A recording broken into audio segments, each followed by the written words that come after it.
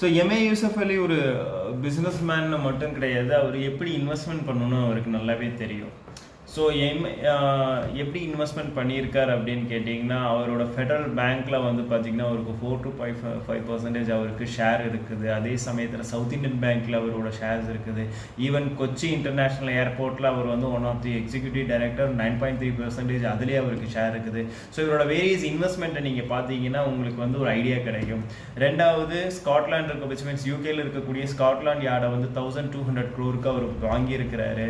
And வந்து இந்தியாவே வந்து ஒரு காலத்தில் ஆட்சி செஞ்ச ஈஸ்ட் இந்தியா கம்பெனியிலிருந்து ஒரு ஷேர் அவர் வந்து one of the major share அவர் வச்சிருக்கிறாரு. ஸோ இந்த மாதிரி நிறைய விஷயங்கள் அவரை பற்றி சொல்லிக்கிட்டே போகலாம். அண்டு நம்மளுக்கு வந்து எம்ஏ யூசப் அலி வந்து பார்த்தீங்கன்னா ஒரு பிஸ்னஸ் மேன், ஒரு பணக்காரர், கேரளாவில் ரொம்ப பெரிய பணக்காரர், என்ஆர்ஐயில் ரொம்ப பெரிய பணக்காரருங்கிறதுக்காக மட்டும் கிடையாது நான் இந்த வீடியோ எடுத்தது. அவர் வந்த வழி பாதம் விச் மீன்ஸ் வேறு ஒன்றுமே